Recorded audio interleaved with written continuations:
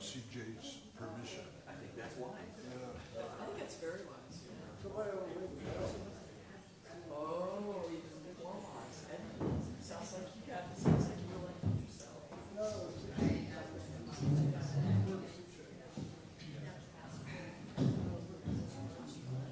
Okay, the Durham program is next fall.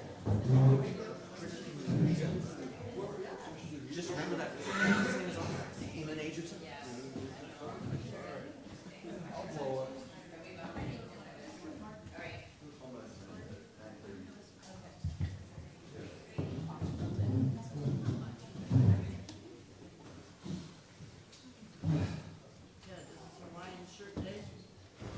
It is. Good morning.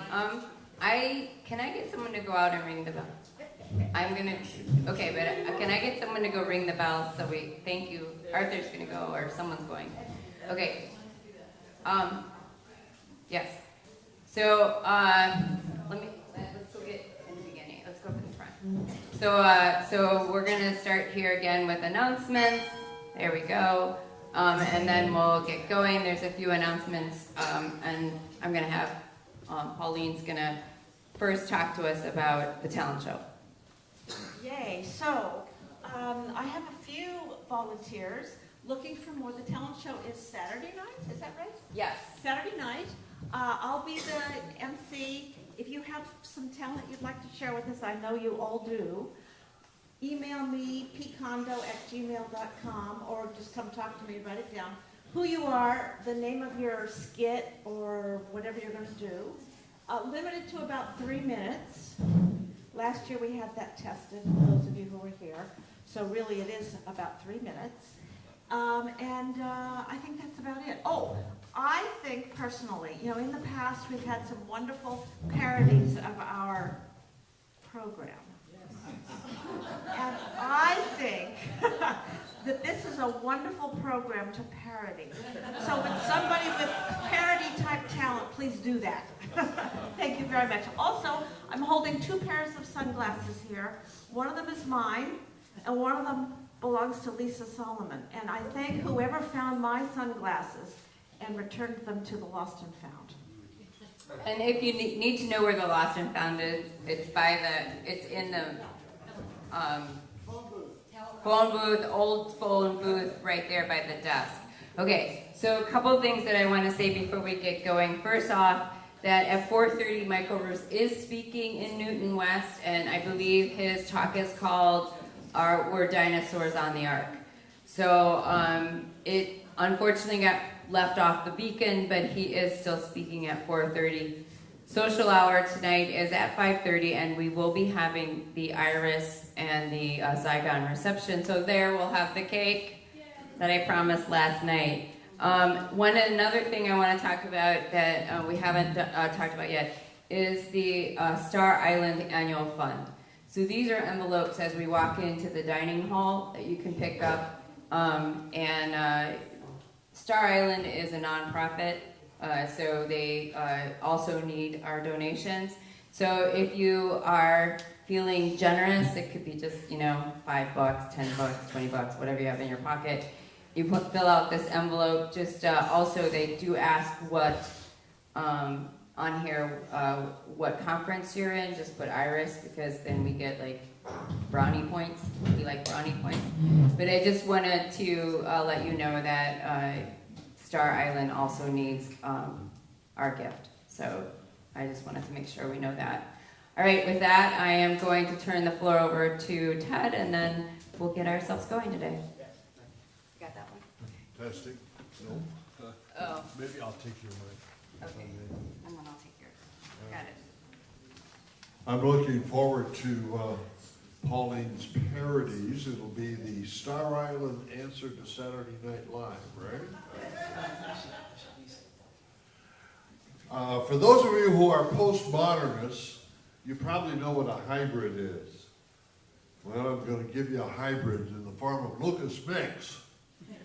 He's both a scientist and a theologian. He got his doctorate in evolutionary theory at Harvard, and then he showed up with us in Berkeley in order to extend his theological reflection. His first book, published with Harvard University Press, Life and Space, Astrobiology for Everyone. So if you go home and you want to find out what you didn't find out during the week, read Lucas Mix's book on life and space. He's published a few others having to do with how it is that we understand life over the long history of evolution. And of course, that is going to give us a jumping off point for trying to understand the kind of extraterrestrial life that we're looking for. He is currently the warden, not of a prison, the warden for the Society of Ordained Scientists, which is a really dynamic organization that goes back to the days of Arthur Peacock at Oxford University. And even though Lucas is an American, he's living currently in Great Britain at Durham, working with David Wilkinson, who is a prominent astrotheologian. David is both an astronomer and a Methodist systematic theologian, and their project is called Equipping Christian Leadership in an Age of Science. Equipping Christian Leadership in an Age of Science. And he himself is an Episcopal priest, and Word and Sacrament, you're used to doing that, right? Well, at any rate, get ready for an intellectual treat. Lucas John Mix.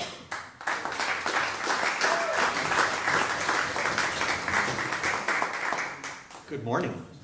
Good morning. So, this crowd may be familiar with this man by the name of Stephen Jay Gould, and he came up with this idea, non-overlapping magisteria of authority. Raise your hands if you've heard of this. Yeah, it was very popular. And, you know, it sounded sort of plausible to me, and I got to know Steve just a little bit when I was at Harvard. But I came across this question, what is life? And I really thought about that for a while and decided, I'm not going to give that question up as a theologian. And I'm certainly not going to give it up as a biologist. And that's some pretty serious overlap right there. So we're going to talk about overlapping ideas of life. And I'm going to try and walk you through some of my thinking about good and bad ways of thinking about life. Or maybe, you know, we've got lots of Unitarians here. We shouldn't say good and bad ways of talking about life. I'm going to talk about biologically informed ways of talking about life that I want to differentiate from other ways of talking about life, some of which are quite good, some of which are very important to me as a Christian, and will be important to others, but I want to make sure that we've separated the scientific concepts from some of the other ways of thinking so that we can do the other ways of thinking well. Sound good? Mm-hmm. Okay. I want to start with a quiz. So for each of these, I'm going to ask you, is this an alien or is this an ancestor?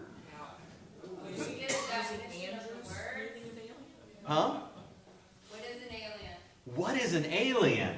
Well, that's actually what we're going to be aiming for. But for right now, is this something which has been imagined on another planet, or is this something that has been imagined from the history of life on Earth? Okay. Alien or ancestor? Raise your hand if you think these are aliens. Raise your hand if you think they're ancestors. Very good. So this is one of the reconstructions of what are considered to be the earliest animals. It's the diorama of Ediacaran ecosystem with Charnia. Those are those fronds that look sort of plant-like. Don't know much about them except their shape. And this is at the Smithsonian. What do you think? Alien or ancestor? Raise your hand for alien. Raise your hand for ancestor. Oh. So this is an Abiormanite. Anyone familiar with Barlow's Guide to Extraterrestrials? Amazing book of art based on popular science fiction. So this is an alien. Alien or ancestor? Oh, there's some confidence there. What kind of ancestor? 5 digits. My ex-husband. Ooh! This is a reconstruction of the first mammal. I'll be surprised if you guys don't know this one, but I liked it so much. Alien or ancestor? Wait. I heard it. This is Andromeda strain. Michael Crichton book.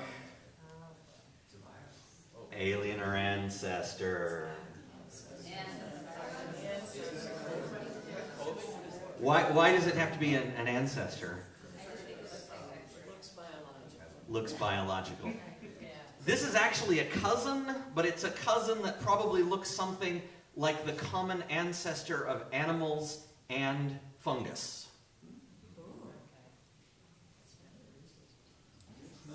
So this is a chytrid, if you want to know more. One more joke before we start in earnest. This is from a man by the name of Tom Gault, a great cartoonist. So here we have a physicist sitting in his office, and he says, if my work helps just one person feel like a tiny, insignificant speck lost in a cold, uncaring universe, then I'm doing my job. We've heard from a couple astronomers. Was this the impression you got from them? No. So I am not making the claim that astronomers actually feel this way. This isn't meant to be a reflection on astronomy or astronomers who, to my mind, are some of the most hopeful people in the cosmos. But what I want to convince you is that people don't always hear the story that you intend to tell. Any of you who are ministers know this. Nothing is more frightening than how people interpret my sermons.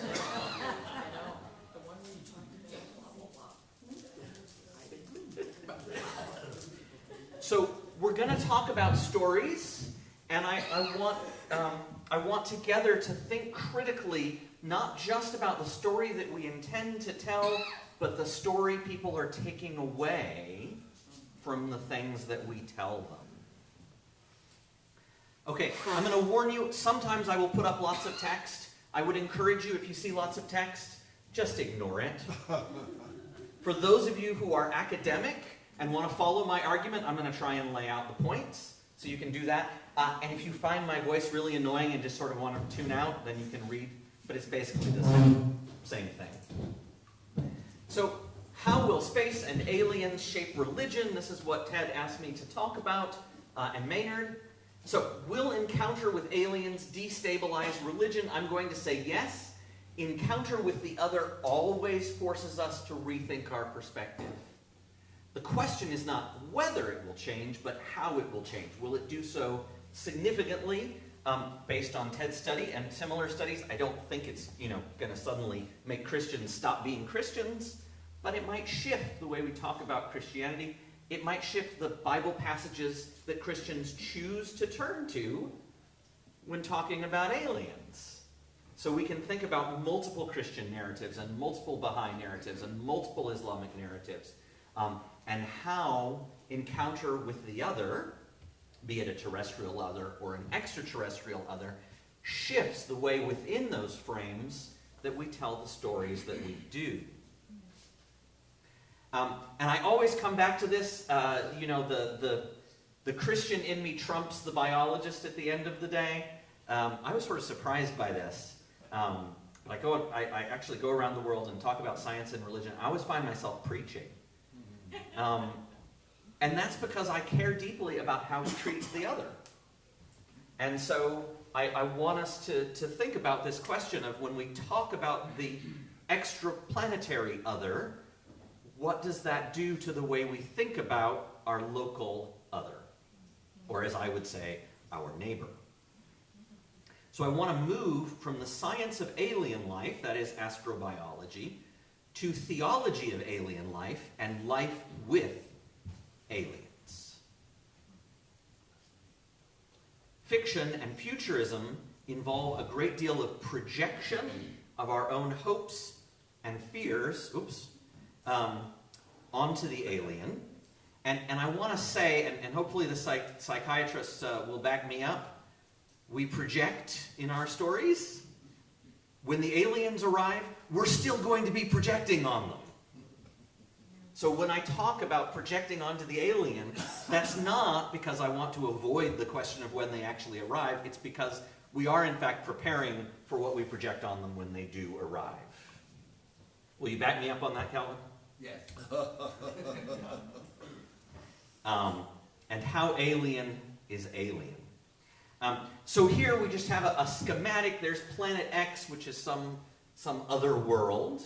And there's Earth. And we've got Vulcan down here just because I wanted a familiar alien planet. And I want to draw your attention to the relationship between parallel evolution that we heard about, what might be going on another planet, and reconstruction of the past. So we have aliens who are alien because they're separated from us in space, and we have aliens who are alien because they're separated from us in time. And as an astrobiologist, I see this move occurring over and over and over again.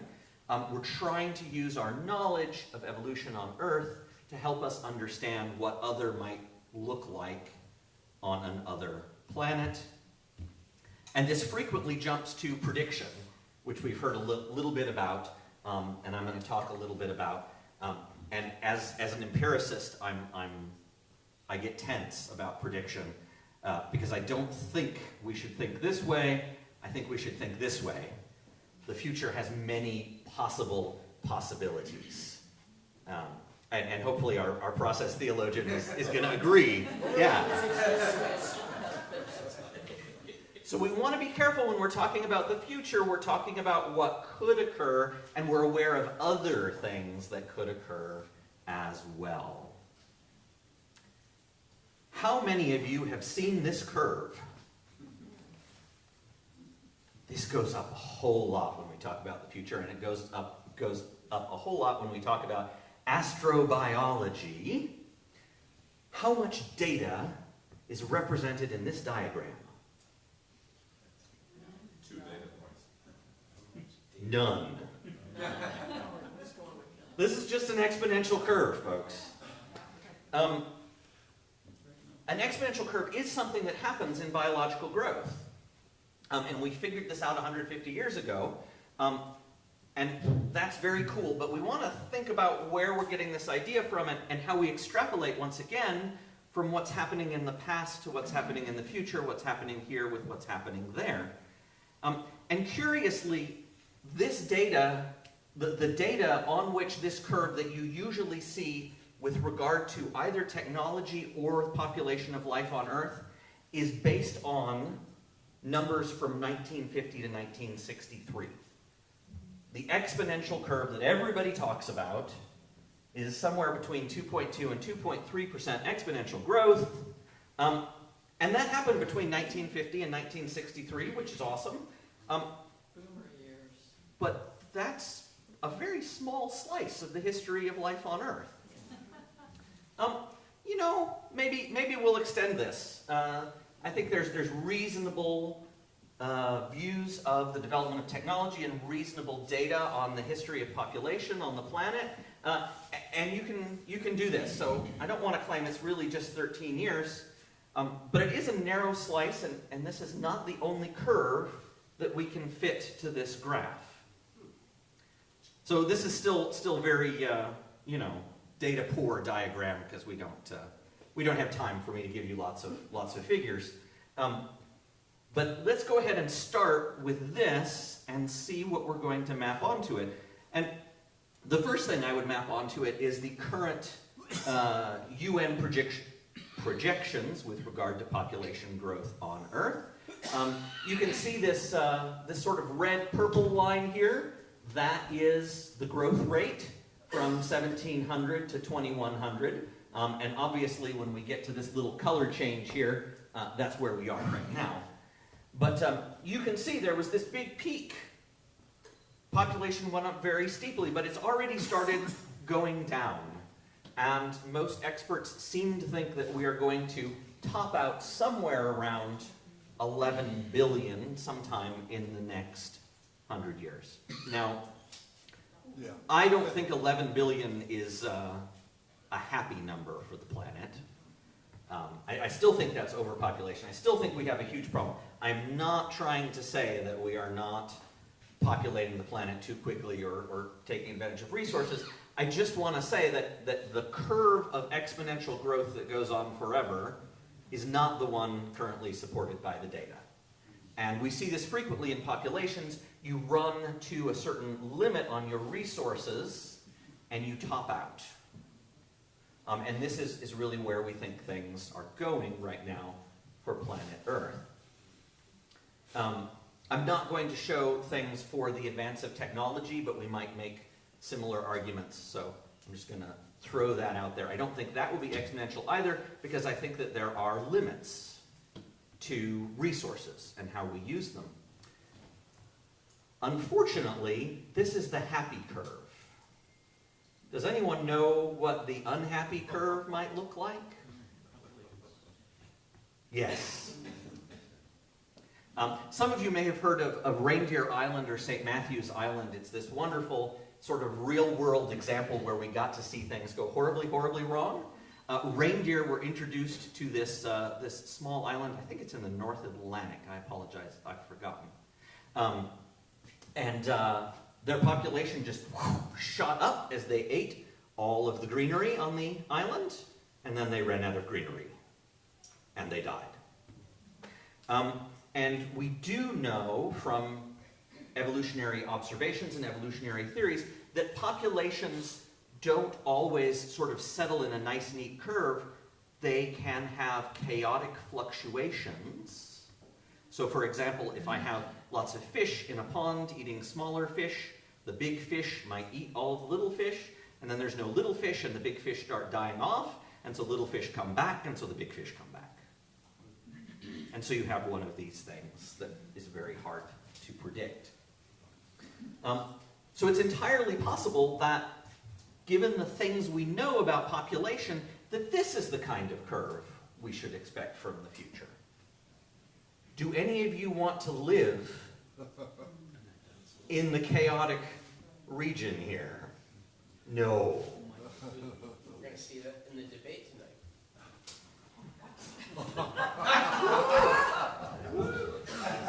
So this has been a cautionary tale. This is sort of how I don't want you to think. We're gonna move towards how I would like you to think.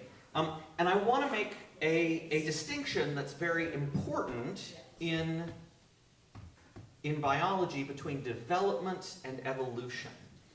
Development is how we talk about an individual organism. We say that it's directed by a genetic program, and that it moves along a fixed path. So your genes tell you how to express them and how to grow into something so that your kids grow into something that looks like you. Make sense? Now, it's really important that this is linear. It's not strictly linear. You usually have a few epigenetic options, but for the most part, you know, from birth, there's this idea of where it's going. And more important, we're not always conscious of this in biology, it's normative. If someone tells you that a child has not grown up, is that a neutral statement? No, that's a sad statement. So development has built into it the idea that you should grow along this path. And that will be very important ethically. Alternatively, the notion of evolution, particularly evolution by natural selection, some people call it Darwinian evolution. I hate that term. You can approach me later and about why that might be a good or bad term. But evolution by natural selection, which is sort of the way biologists think about evolution these days. It's the way we talk about a population, particularly a species developing through time. It's undirected. So unlike development, we don't know where it's going. We can make some predictions, some very broad predictions. We'll come back to that. But it's very different from the linear trajectory of development. Randomly varying and selected to specific environments, you plop a population down on this island and a population down on the mainland, they will adapt differently because the environments are different. Branching, you can get one population turning into many populations, something that will be important. Probabilistic and non-normative. Darwin saw this, a lot of other people have noted this. Evolution produces a lot of things that just don't seem cool. Parasitic wasps that raise their young inside the still living body of their victims.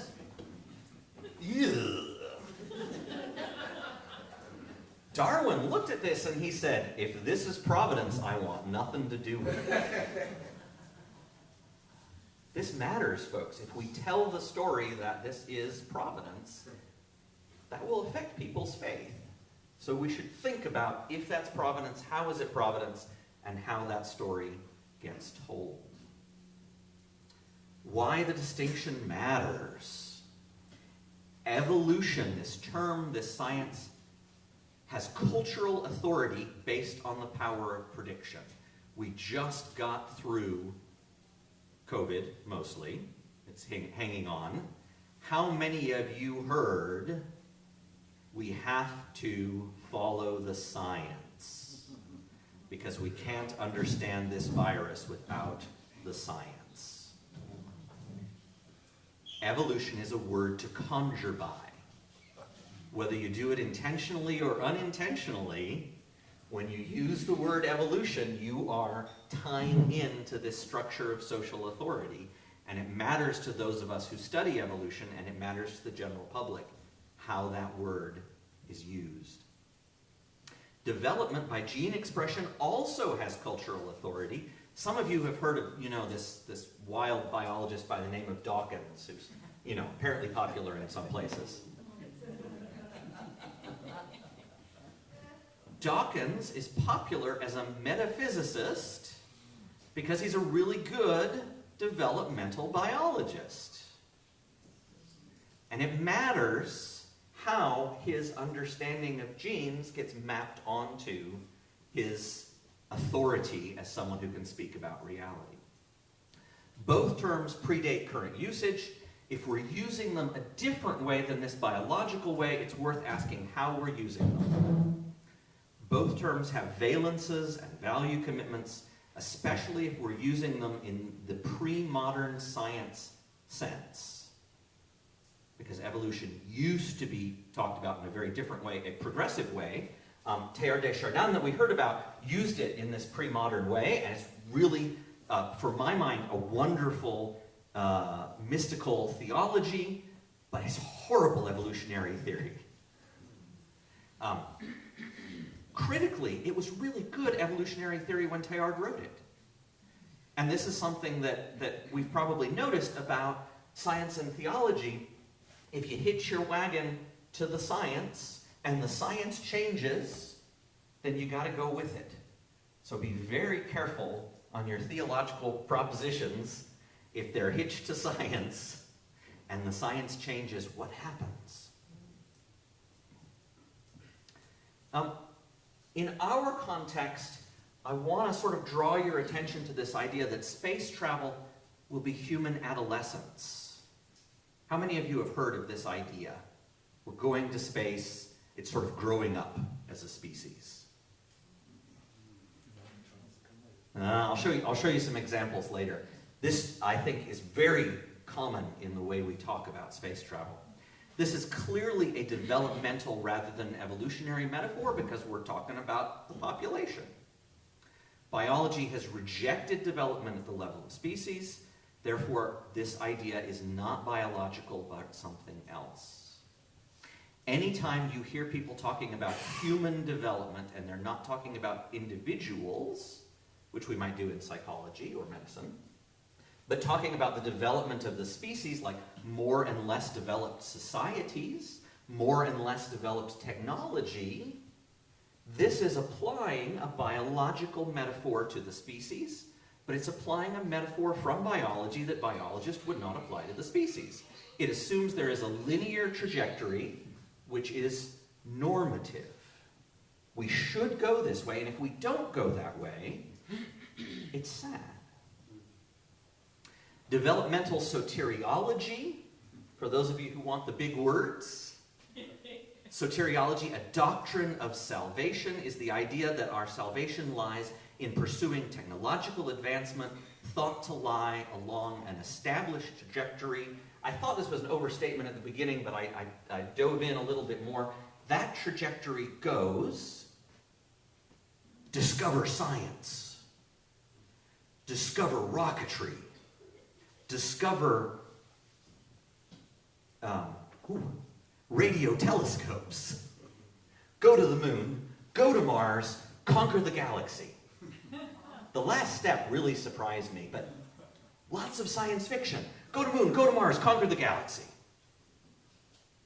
I don't think that this exponential growth in either population or technology is going to pan out. I don't think it's a biologically responsible metaphor, and as we saw, it has some moral consequences that we should be cautious about.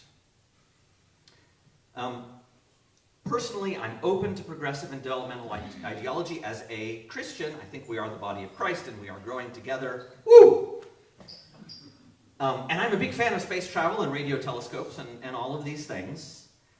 But I try and keep those things a little separate because I think it's easy to confuse them in dangerous ways. The impersonal end of the anthropic principle, and here I'm talking Barrow and Tipler. I don't know if you're familiar with the final anthropic principle, but the idea that humanity is necessarily developmentally going somewhere is no less dangerous than the personal end of God and equally amenable to abuse when we start viewing some populations as farther along than others. This is not abstract, folks. This is 150 years of us killing people. So, I asked you if you'd seen this before. This is everywhere in science fiction. So, developmental soteriology, Star Trek's Prime Directive, you've got pre-warp civilizations. Built into that is the idea that civilizations develop towards warp technology. And if they don't, something sad happened. There's no in-canon text, but that's non-interference with the development of a pre-warp society. Pre-warp is analogous to pre-adolescent. It comes with an assumption that a society will mature technologically to interstellar travel and ethically to a one-world government. That's hiding there in Star Trek if you watch enough of it. And that these processes are linked. I'm a fan of interstellar travel. I'm actually a fan of one-world government, but I'd have to think about the implications of that. I'm not talking against those things. I'm just saying this is a developmental narrative. It comes out of the late 19th century, and we should keep an eye on it. Okay, if you want slightly more sinister, we'll contact you when you're old enough. Star Maker, Olav Stapleton, The Sentinel, Childhood's End, Cosmos, and the Talan in Stargate SG-1, very popular narrative. Ooh, if you want slightly more sinister, we'll guide you to a higher plane. We've talked a little bit about aliens coming and telling us how to live better, saving us from ourselves. This is based on the idea that they're farther along the trajectory than we are. How do we know they're farther along? Because they have interstellar travel. Technology is correlated with ethics. Both are forms of reliable normative development. Both foundations are Daniel Olivaw. For those of you who are familiar with Asimov, follow this. The beings of light in Battlestar Galactica, the first ones in Babylon 5, the Ori in Stargate SG-1, and the messengers in the original Battlestar Galactica. These are not uncommon narratives. They're everywhere, particularly in the most popular things. If you want even more sinister, we'll breed a better species. I didn't intend this. I didn't know David was coming when I did this, and I love David's fiction. But we have this idea that you can, sort of help another species along, and that aliens will come along to help us, or that we will help other species along. Brave New World, the Bene Gesserit in Dune, and Bryn's Uplift universe. And lest you think this is only true in science fiction, Konstantin Tsiolkovsky, who is considered the founder of rocketry in Russia, the Earth is the cradle of mankind, but one does not live in the cradle forever. It's a cool sentiment. I tend to agree. But this is the same developmental narrative. J.D. Bernal, who was sort of a hidden father of astrobiology, one of the first proponents of space stations, also one of the first proponents of transhumanism in the modern sense. Now that religion gives place to science, the paradisical future of the soul fades before the utopian future of the species, and still the future rules. If you want a kick, read The World, the Flesh, and the Devil. It is a fascinating insight into this idea that we are going to escape the three foes of the rational soul, according to Bernal. We're going to escape gravity. We're going to escape being trapped on the planet with rocketry. We are going to escape our fleshly limitations through transhumanism. And we are going to escape the unconscious through Marxism. Don't ask me to explain the last one. Here we have a hero of mine, Carl Sagan. The human species is now undertaking a great venture that, if successful, will be as important as colonization of the land or the descent from the trees. Clear evolutionary metaphor. We are haltingly, tentatively breaking the shackles of Earth. Think Bernal. Metaphorically, in confronting and taming the admonitions of those more primitive brains within us. There's the unconscious. Physically, in voyaging to the planets, there's rocketry and space travel, and listening for messages from the stars. SETI. Sagan's had a huge influence on astrobiology. One of the biggest is that we are a hopeful community. I value that greatly.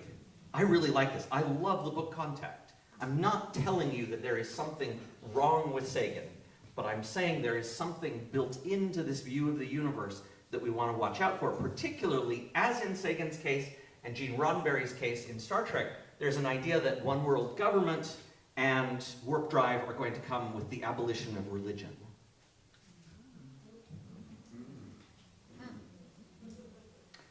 There are ethical imperatives built into the developmental narrative. With a fixed and normative path to improvement, there is a moral obligation to help groups along this path, often at the expense of individuals. Because I'm a big sci-fi fan, we have a quote from The Handmaid's Tale. Better never means better for everyone, he says. It always means worse for some. Within a society, this becomes social engineering, and when tied to biological development of the species, eugenics. The narrative, I think, is a good one. It's the conflating of the narrative with biological science that forces us down some of these difficult pathways. From without, it becomes colonial oversight, historically white man's burden. So, that was a caution. I want to give you something positive to think about as well. So, what can we say from evolutionary theory about life on other planets and the history of life on Earth? What does this suggest about our future? So I'm going to turn now to a friend of mine, Art Kirschenbaum, who has this lovely book, The Zoologist's Guide to the Galaxy.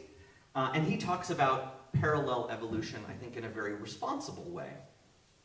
At least for the beginning. I'm only halfway through the book. So I really do expect that there will be primary producers on other planets. A primary producer in biology is an organism that doesn't need to eat other organisms. It's either getting energy from, generally the sun, because that's where most of the energy is. You can get some from geological processes. And we've talked about some other bizarre things like getting energy from gravity and whatnot. But if you just think about the surface of the Earth, where's most of the energy?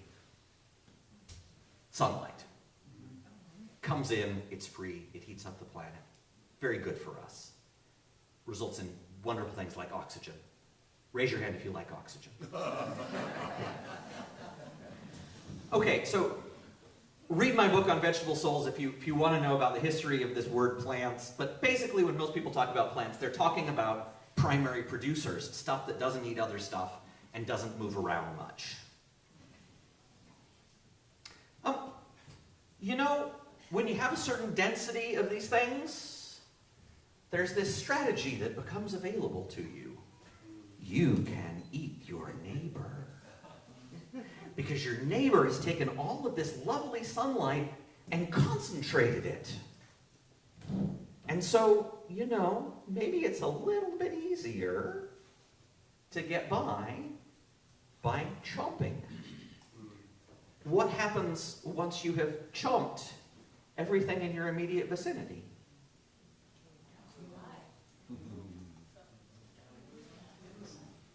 You need to move. This is what Arik shared with me that I really appreciated. Motile, that is capable of moving themselves, consumers, I would expect would arise anywhere. Because once you've finished eating locally, that's not a successful strategy unless you can go eat something else. And Arik says, I'm a little more suspicious of this, but still pretty reasonable. This is usually what we mean by animals. Stuff that moves around and eats stuff. What does God say in Genesis about the plants? What are they for? They're for us to eat and all the animals. And you know, if that first move to eating primary consumers was a good move, well, maybe eating the other things that move around is a good move. So you have secondary consumers. You start moving maybe a little bit faster. You get up various levels. One of the interesting things from an energetic standpoint is each of these levels, and this is a gross oversimplification. I apologize, Mark. I know it's much more complicated than this. But roughly you lose 90% of the energy every trophic level. And so there's an inefficiency built in here. It's 10 times less. It's more efficient. It's 10 times more efficient for us to eat a primary consumer. 10 times more efficient for us to eat plants than primary consumers. 10 times more efficient for us to eat primary consumers than secondary consumers. So if you can move down the food chain, you'll probably be doing better for the planet. And so we have these nice diagrams like this, and of course we should add in parasites because there's all sorts of more complicated things, but you can see this is a very complex network of relationships. How many of you have seen one of these diagrams about the history of life on Earth? That there's evolution from the plants to the simple animals to the more complex animals to the apex predators. We have this developmental narrative and we view it this way as though there were one organism that was passing to a more complex organism to a more complex organism, and that this would continue to go on in the future. This is part of the idea. You know, and if you like science fiction, maybe we're going to go on to a computer. I'm going to rant for a moment because I'm thinking about this week, so I apologize. Maybe it's not fully developed, which is why I call it a rant. But I am not convinced that we will create self-replicating machines or general AI. But if we do, it will still be biological. Evolution by natural selection will still be a really useful way to think about it. They may not be organic, that is, they might not be carbon-based, but they will still require matter and energy both to operate and to reproduce, and because they require energy, they will be limited in population size in exactly the same ways that we are. They will still evolve greater complexity and intelligence as a population competing. That is, we're not talking about one robot here that lasts forever. One robot that lasts forever doesn't get that much more intelligent. If you want the type of intelligence that comes from evolution by natural selection, the only thing that we know of currently that produces intelligence in the universe from a science standpoint, religion, something else. If we want to say it's divinely put in, maybe God is going to reach down and inspire the machines. Watch Battlestar Galactica if you are interested in that thesis. But from a biological standpoint, you need evolution, and in order to get evolution, you need to set things competing against each other for common resources. And then you need these machines to go out and gather silicon and energy from their environment, and there's limited amounts. It's actually pretty hard to get the silicon you need to make a computer. So one of the questions about sort of robots going out is how easy it will be for them to extract resources and go between planets. Much easier than it will be for us. But it's also much more expensive for them to replicate. So we need to think about these sorts of calculations when thinking about a post-biological world or a post-organic world. I'm okay with a post-organic world.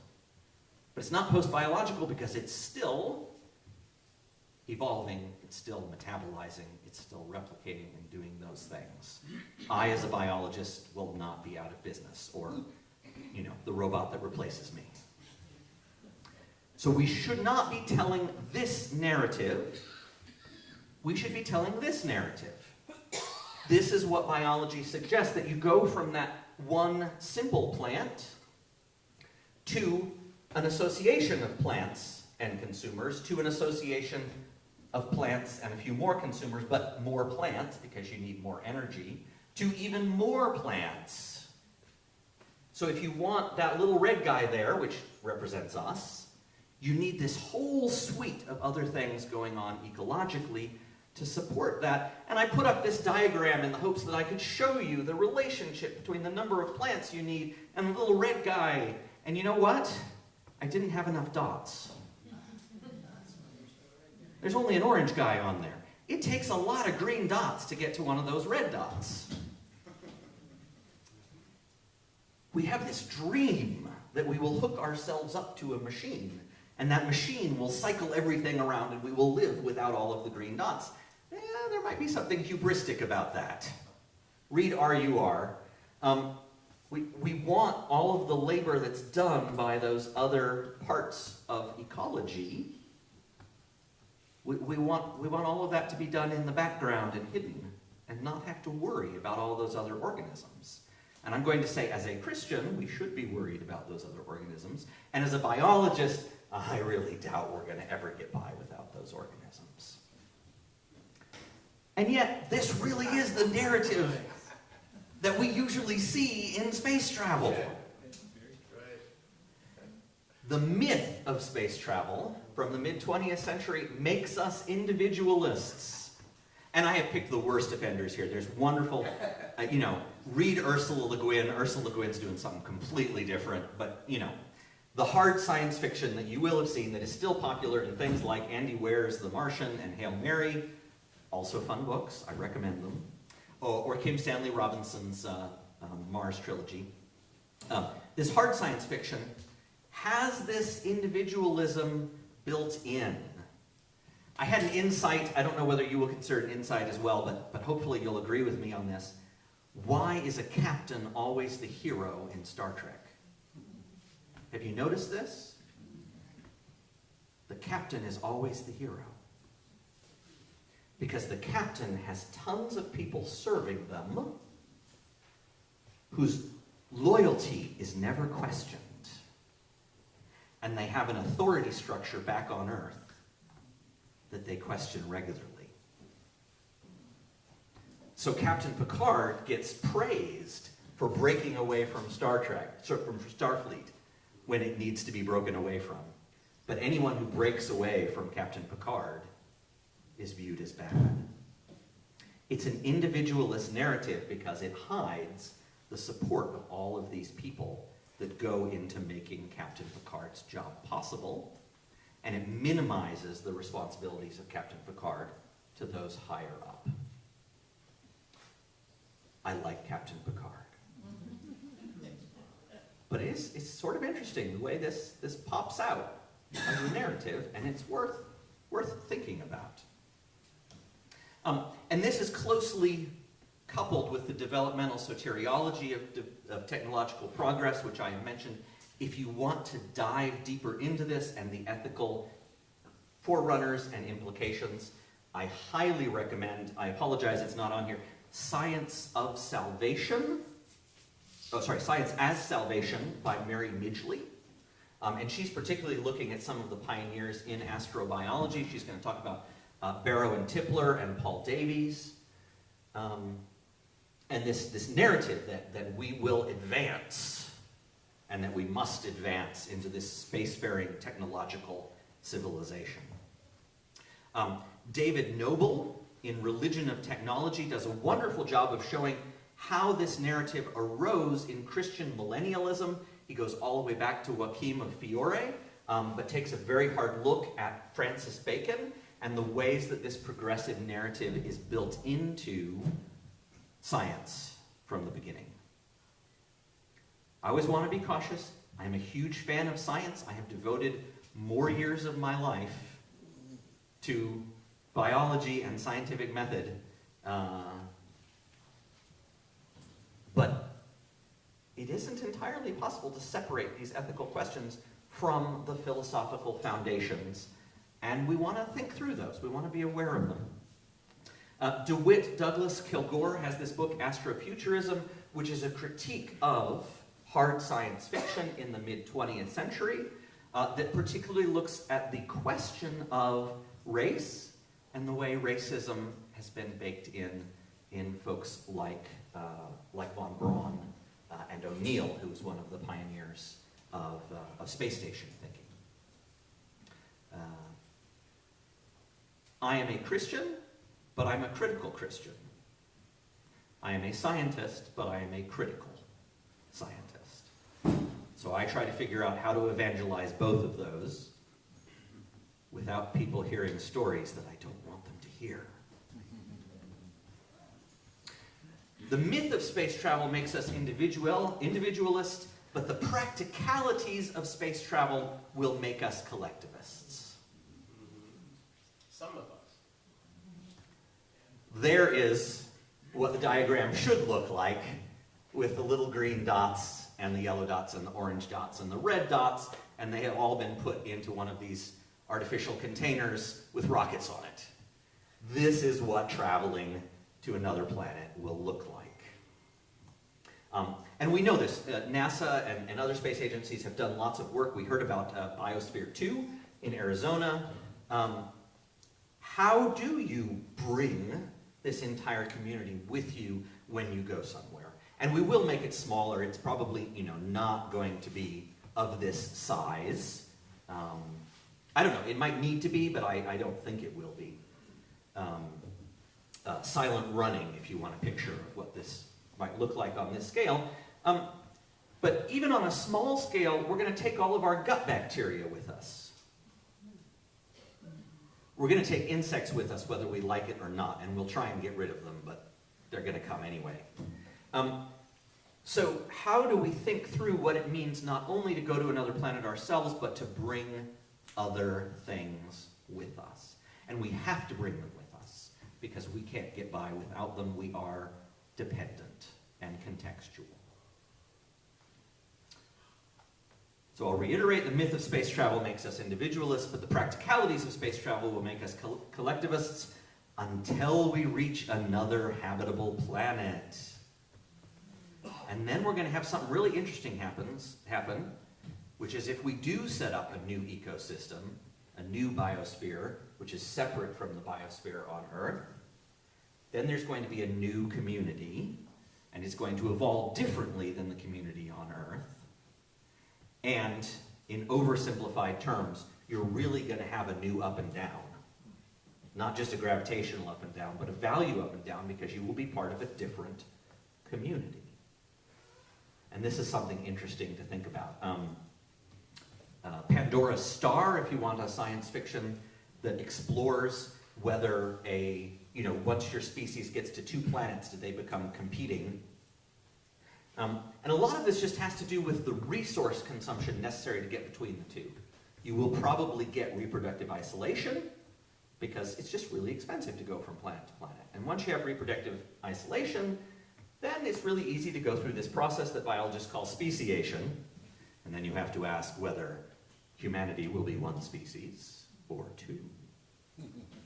Maybe, as Isaac Asimov suggests at the end of the Foundation books, the aliens we encounter will not be from another planet, but will be us once we have traveled to another planet.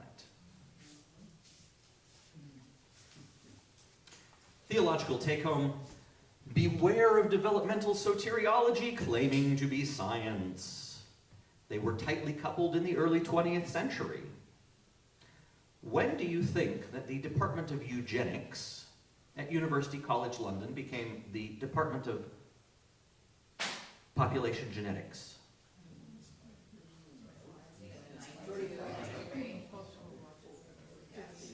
1963. Now, they knew better before then, but the term eugenics just hadn't sort of lost its shine. This is specifically what I study. I'm talking about me here. I'm not trying to other this problematic narrative. I'm saying I, as an evolutionary biologist, struggle with the problems of developmental narratives on a regular basis, and so when I share evolutionary theory, I want to share the cautions that I bring as well as the data that I bring. Space is a noble goal. I like space. I want to go to space. I'm getting a little bit old to have hopes of going to space myself, but if you ask me, would you go to Mars knowing you wouldn't come back? Yes. Sign me up. Another talk I can tell you about pilgrimage and why I think pilgrimage is a really good metaphor. In brief, you go on pilgrimage because the place you're going is holy. You go because value is already there. And you go with the intention of coming back. God willing, you don't come back sometimes, and that's really cool. But you go with the intention of coming back. So I would suggest, and I hope you will think about, whether space travel might be a pilgrimage rather than adulthood or conquest, which are 2 of the dominant metaphors for how we talk about space travel these days. I am for progress, but I am very careful about where my idea of progress comes from so that I can interrogate it. Once again, card-carrying Christian. I thought about this once. There was a March for Science. I thought, do I want to join the March for Science? And I thought, well, if there was a March for Christianity, would I join the March for Christianity? This is probably a sympathetic room, being, Unitarians and Congregationalists. I would think hard before joining a March for Christianity, because there's a lot of Christians out there that make me worried. So how can we educate people in the best of science and the best of Christianity? And what do I mean by those things? These are hard questions for reflection. There was a promise made earlier this week by Ted, I think, that I was going to talk about what it means to be alive. I love the question. I didn't have enough time to get there today.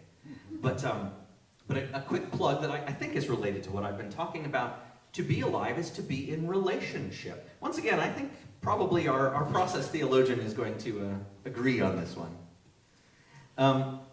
What does it mean to be created? It means to be of the same substance and to follow the same rules, which are physics, as other created things. What does it mean to be biological? It means using the same material, like eating the same stuff, and following these rules of physiology and biology that other living things follow. What does it mean to be an animal? breathing the same air traditionally. And anyone know where the word animal comes from? A soul. Anyone ask you if animals have souls? Say yes, they do by definition. That's not what we mean by animal anymore. I don't want to commit the etymological fallacy, but there is something interesting about animals and something very, dare I say, visceral about the fact that all of us are sharing the same air. It's not my air. It's not your air. It's the air that we share. And so for me, when I talk about God's Spirit, and particularly God's enlivening Spirit, I'm talking about something that I cannot possess, and you cannot possess, but we have together. This is going to hit home really hard when I'm running a space station. Think about it. Intelligence, I'm not sure about this one, but I wanted a nice, set of 5, so we'll pretend. Intelligence is speaking the same language. I want someone I can talk to. I like what Seth is doing because he's looking for people that we can talk to. And I love talking to people that I haven't met yet, especially when they have a different perspective. Spiritual life, worshiping the same God. Maybe that's not the right term, because by worship I mean worship, that which we attribute value to. When you find that you have the same values as someone else, that you are sharing spiritual life.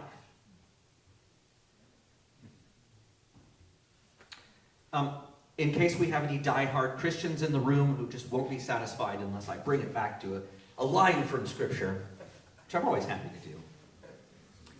For just as the body is one and has many members, and all the members of the body, though many, are one body, so it is with Christ.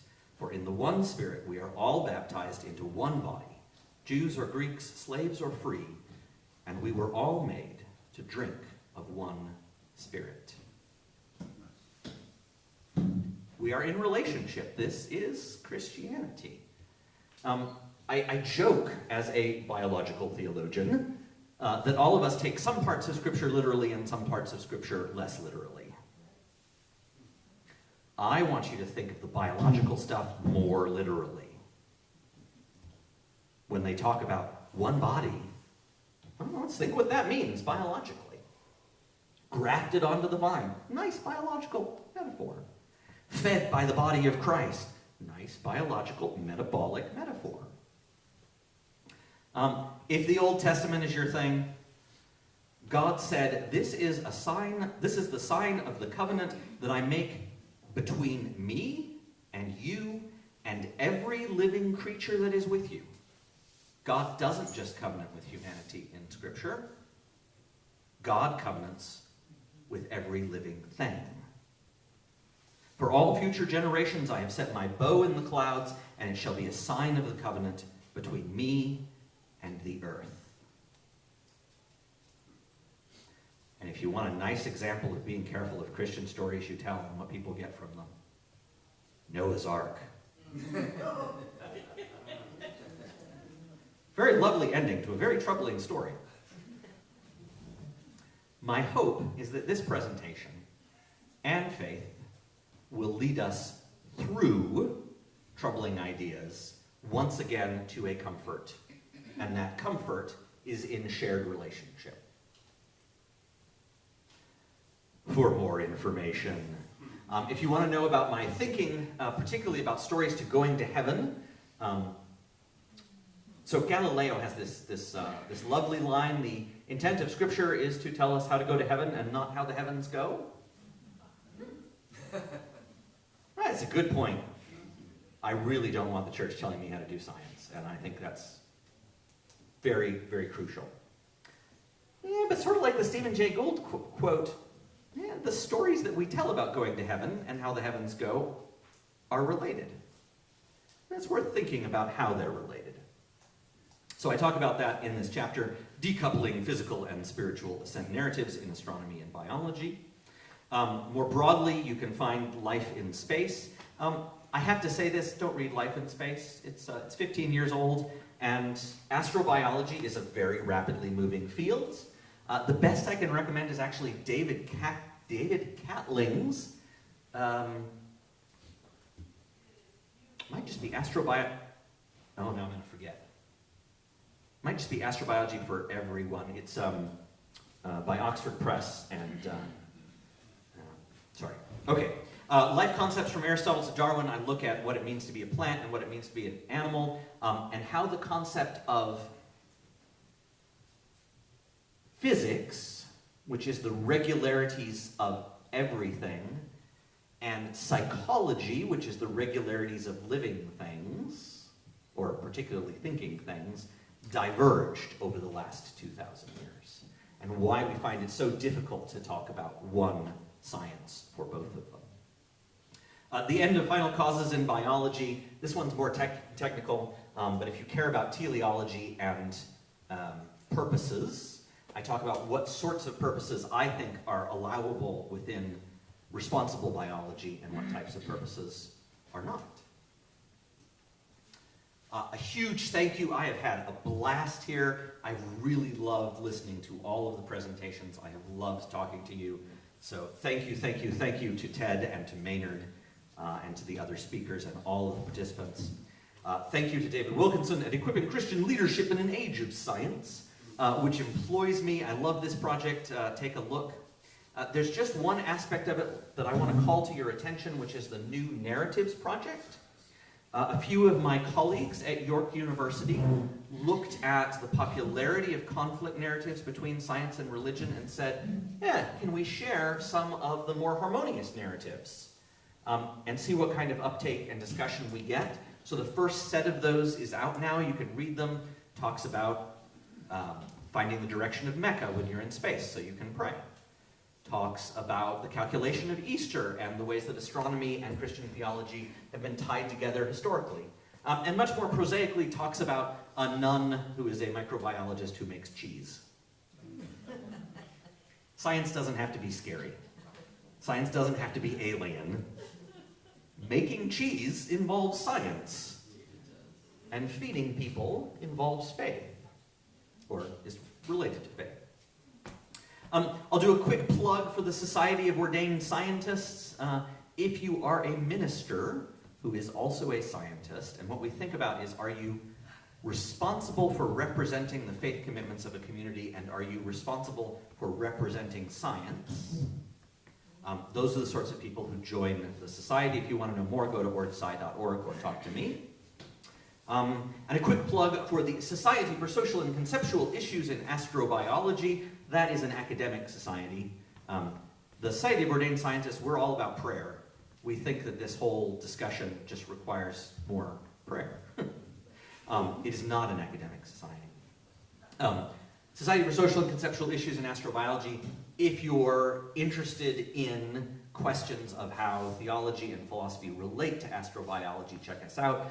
Our next meeting is in Kiruna, Sweden in September.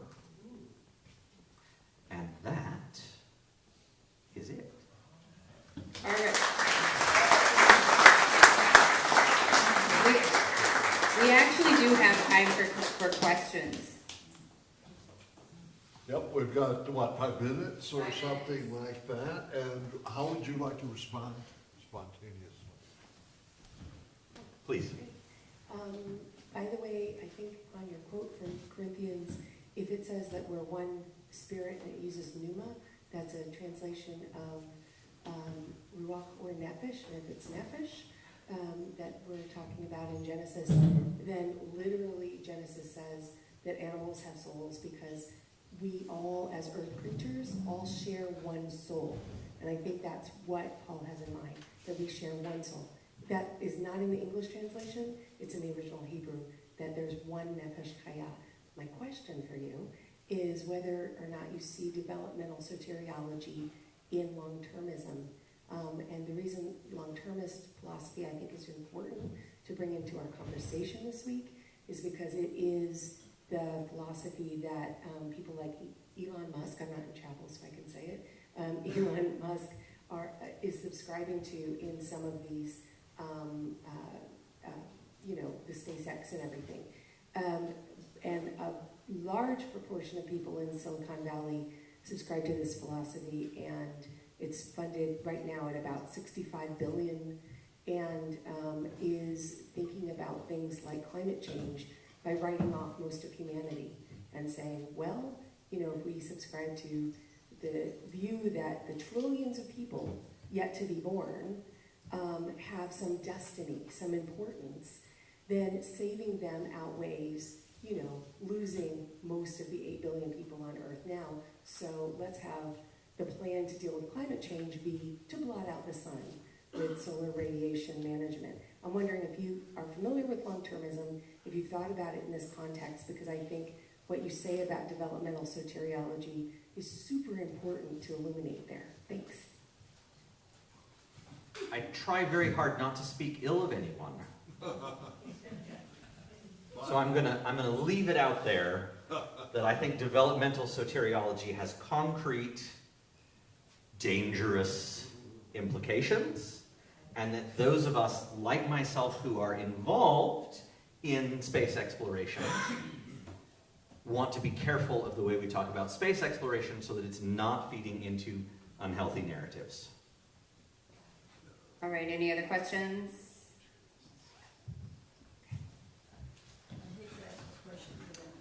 I'm trusting CJ, who's going around with the microphone. I'm gonna go around and just find you. Raise your hand real high. Quick one. Star Trek reference. Replicators, in terms of food. Yeah, I mean, replicators like transporters are deus ex machina. It's a way of not thinking about the labor that goes into the making of things and getting from place to place. So yeah, it's worth thinking about how that happens. And where exactly do they store the reaction mass that they use to make that stuff? Are they recycling the waste products? I'm an engineer, so... Well, I'm not an engineer, but I think in these engineering terms, and so... Yeah, those are interesting questions. Nice thing about Voyager, they've actually got a cook. Question. Oh my goodness, there's no questions? I think Linda had a question. Okay. Raise your hand high. I can't see when you don't raise your hands high. No, I just am showing my ignorance. I have a question about the definition of soteriology, which I've not heard of before. Sorry, soteriology is just the fancy word for Christian doctrines of salvation. How we are saved, what we are saved from, that sort of thing. You had a slide that had some parallels to Nicene Creed about 5 slides ago, but you weren't making a distinction between begotten and made, and I wondered whether that was intentional on your part or your life. I mean, I did some preaching 5 years ago on artificial intelligence, and I really hung the whole, on that division, I hung the whole weeks with the sermon, so I was just curious that you didn't seem to want to go there. I'm unhealthily fond of the Nicene Creed, so I'm surprised that I didn't, but I hadn't thought about that. Yes, begotten, not made is a very biological metaphor that has to do with the difference between God's relationship, God the Father to God the Son, from God's relationship, God the Creator to us the created. There are many, many tomes written on this topic, so I'm not going to wade in.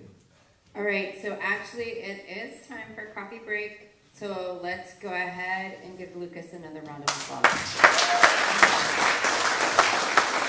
I do have, before we all disappear, I do have a couple things I need to let you guys know. We do discussion groups again after coffee break. There will be a question. And tonight, because the Pell Show is at 8, and I didn't do the scheduling, FYI, I'm just the messenger in this.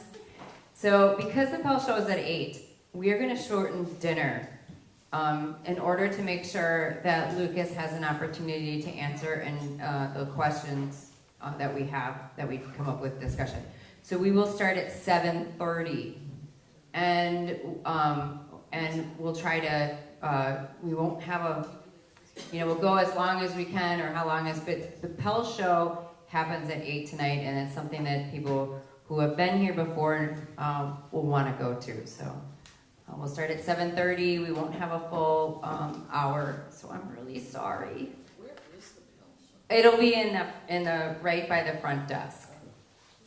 They take out the furniture, they set up chairs, and the Pelicans, they come in, it's their talent show for us. So they give us usually a really nice job. So, yeah. Well, According to the schedule, the health show is going to be on Marshman stage, as it was last year. it was on Marshman last year? No, okay. I thought it rained. Before it was. The year before. Oh, okay, so if it's at Marshman, Marshman is behind Newton. Newton's where we have the social hour and where we'll be this evening for the IRAS and Zygon reception.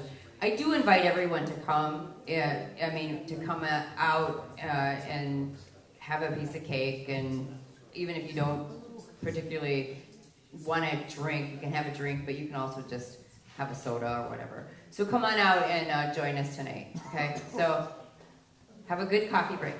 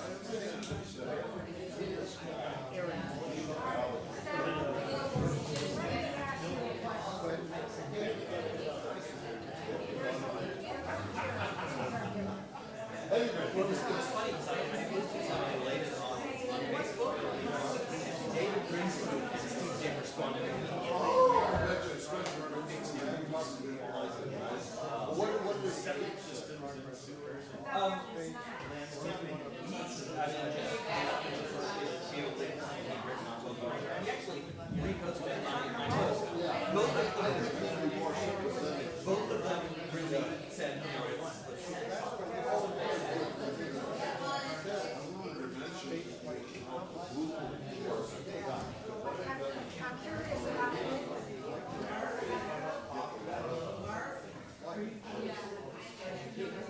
All right, buddy. Oh, tonight, for the plenary, It's not wonderful that it won't be oh, here, no, but no, no, no. I'm delighted to talk to you. I thought she was great.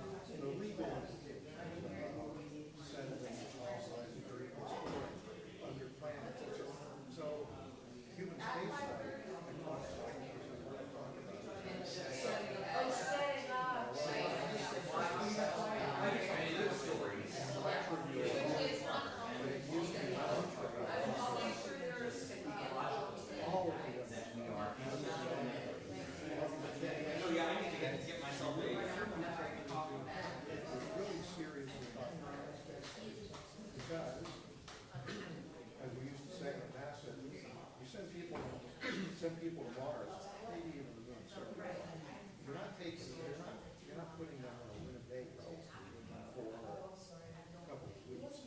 They're taking their work. If it's important to them here, it's going to be important to them. But you get more expansive you are, the more you have to think about what do you really need to provide.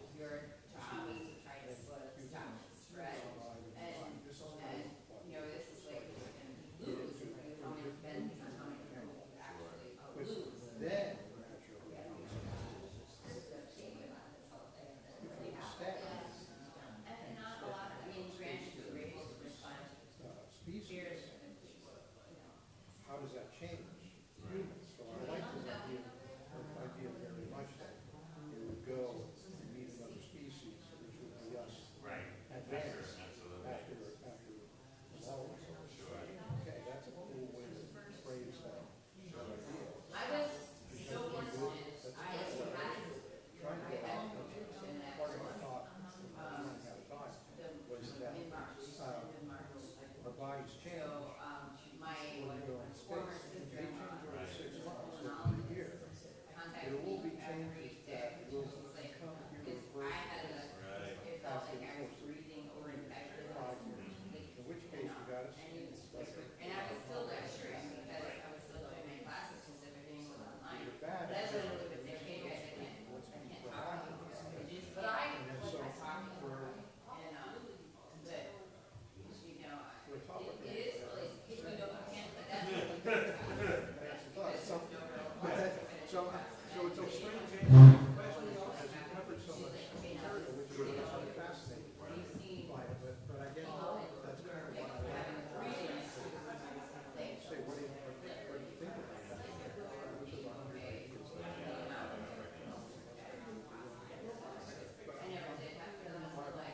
My mind is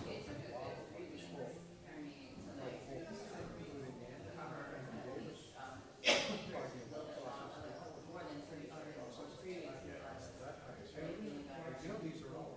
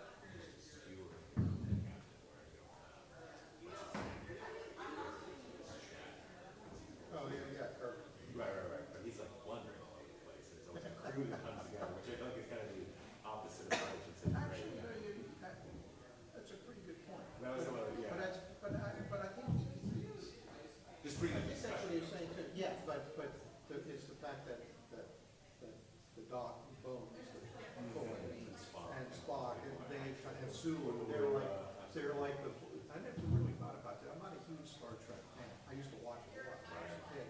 I don't know anything against it, it's just, I can't get past the gravity issue.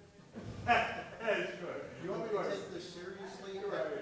And they're walking around on the floor? Yeah. Lower gravity. Which It's is like- actually, having now heard your talk and thought about it from your perspective, it's so much larger than anything else. There's a lot more aspects to it. Totally, you're missing out on this notion of the next stage of human evolution where all these able to happen forever. Is the centrifugal force situation, is there any reality to that at all, like in 2001? That was very, yes, there's a lot. That is exactly what you would, that is exactly what you do. I'm surprised, most times, but most times I get asked about artificial gravity, something all the most classical questions, in my talk, and different things. But yes, artificial gravity it's real, and that's the way you can do it is by, there's two ways you can do it. One of them, artificial gravity is just linear acceleration. It's a force of linear acceleration. It's an A, it's the surface, very much classical physics. It's not magic. So you can impose artificial gravity just by accelerating the spacecraft during the entire trip. Right. If you accelerate at 1g, you'll have a 1g force. There's no way you can do it. There's just no way.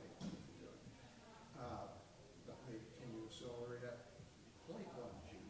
Is that enough? Okay, sure. You still can't do it. I mean, it's still. It just takes, I mean, the g-force is 10 meters per second, 32 feet per second. So every second, you're going 32 feet per second faster.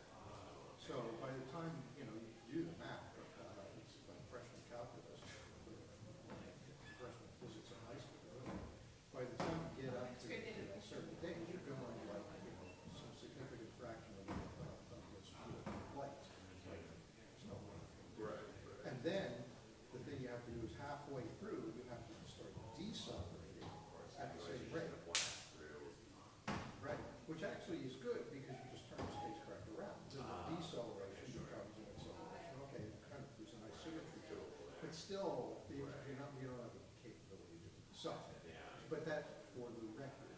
That's a way you would do it. Is it possible instead of sending small and efficient craft, would it be possible to send a particle that is so large that you would have a little bit of gravity? Could you maybe send the moon? No, you couldn't do that because that would sort of screw with the Earth in a large way. But is anything about it? All right, so Let's that's send a cool. slow That's the moving, third way. very large thing, which is going to take us 300 years. Sure. But rather than being It would take a programmed lot to more go, propulsion. we're sort of on a giant cruise ship, ever so slowly, but it's large enough that it would have more space. Can I ask? Now that we're obviously required. Here. But you just go, what was it? Somebody must have. Someone must have, Someone must have thought of it, Sure. which is not to denigrate. No. Your I'm insight. sure, yeah. But I'm surprised because I've not seen this. We need to look at this. Again, completely. Right. It makes perfect sense. It makes so much sense. You would find a small, I don't think it'd be an asteroid, because you have to slow it. Well, it could be an asteroid, the European Space Agency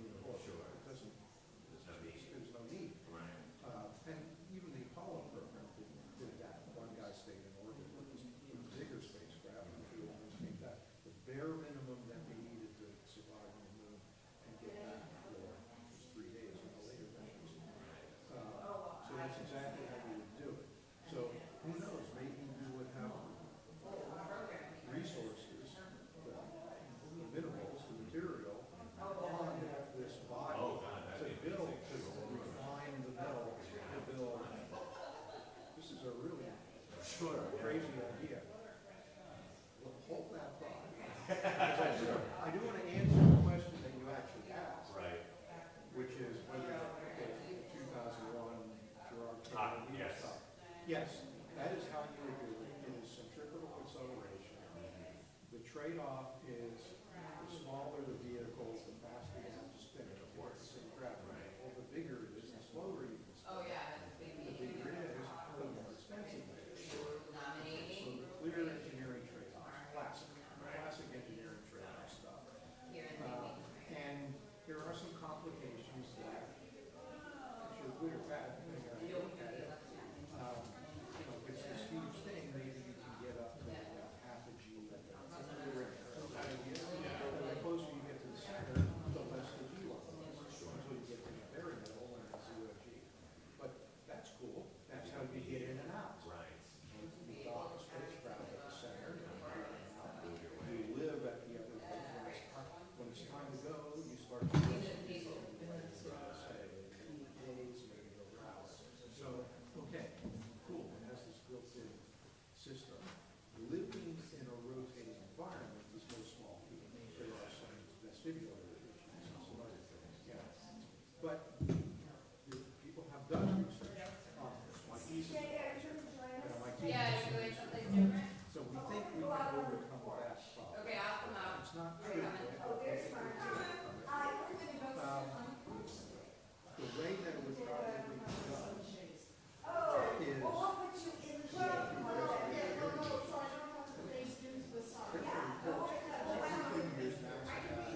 a workshop.